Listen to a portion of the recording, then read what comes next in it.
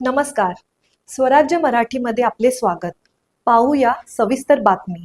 की तुम्ही तुमच्यावर झालेल्या हल्ल्यानंतरची ही पहिली भेट आहे. काय या भेटी दरम्यान तुम्ही या सगळ्या गोष्टीची जाण करून दिली आणि पूर्ण घटनेची माहिती साहेबांना दिली? रविवारी जी अक्कलकोट येथे घटना घडली ती घडल्यापासून महाराष्ट्रातले ज्येष्ठ जाणते नेते आदरणीय शरद पवार साहेब यांनी काळजीपोटी मला फोन केले होते आणि बाबा काळजी घे, सध्याची परिस्थिती काही चांगली नाहीये आणि अशा काळामध्ये संरक्षण असलं पाहिजे. त्यांना माझ्यावर झालेला हल्ला त्यांनी नापसंती व्यक्त केली आणि लोकशाहीमध्ये अभिप्रेत नाहीये असं आमचं 2-3 वेळा बोलणं झालं होतं आणि आल्यानंतर भेटायचं ठरलं होतं. सुदैवाने मी रात्री पुण्यात आलो, आज ते पुण्यात होते म्हणून मी त्यांची भेट घेतली आणि सारा वृत्तांत जो आहे आणि माझा जो संशय आहे की चंद्रकांत बावनकुळे हे प्रदेशाध्यक्ष असताना त्यांचे जे सहकारी आहेत किंवा सातत्याने आपल्याला दिसतंय की माझ्यावर ज्यांनी हल्ला केला ते दीपक काटे यांच्याबद्दल माझं जे मत आहे की दीपक काटे सगळीकडं त्यांना गॉडफादर मानतात आणि दुसरीकडं बावनकुळे हे त्याला मुलासारखं मानतात आणि तू निर्दोष आहे, त्यांच्यावरचे गुन्हे माफ करतात. हे सगळं जे नातं आहे ते मी त्यांच्या लक्षात आणून दिलं. याच्यामध्ये गृह मंत्रालयाने लक्ष घातलं पाहिजे अशी माझी अपेक्षा आहे, हे मी त्यांना सांगितलं. पण सगळ्यात महत्वाची गोष्ट अशी आहे की सध्याची परिस्थिती जी आहे आणि कदाचित आज माझ्यावर अन्य काही लोकांवर असे निशाणे साधले जाऊ शकतात याची मी माहिती त्यांना दिली.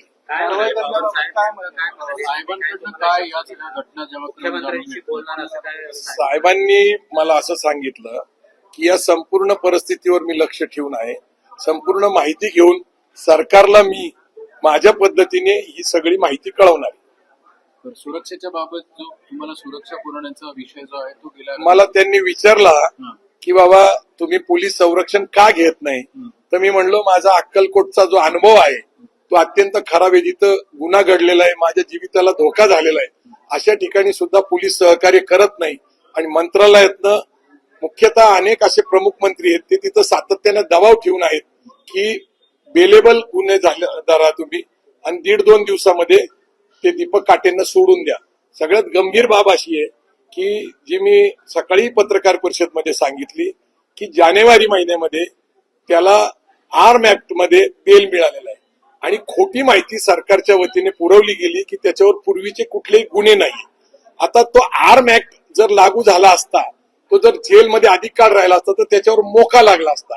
मोका अंतर्गत कारवाई होणार नाही याची काळजी सरकारने घेतली आणि मोकाचा गुन्हेगार ठरणारा दीपक काटेला बेल मिळाली आणि त्याच्यावर एक टास्क दिली, एक जबाबदारी दिली की संभाजी ब्रिगेड आणि अन्य संघटना यांचा बंदोबस्त करावा. त्याच पद्धतीने त्यांनी 2-3 महिन्यापर्यंत पासून प्रयत्न केले आणि सध्या भारतीय जनता पार्टीमध्ये अशी एक संस्कृती रुजलेली आहे की गुन्हेगारांना प्रतिष्ठा द्यायची आणि सामाजिक कार्यकर्त्यांना संपवायचं, असा माझा अक्कलकोटचा अनुभव आहे. स्वराज्य मराठी, बातमी नाही जबाबदारी. चॅनलला लाईक करा, शेअर करा आणि सबस्क्राईब करा.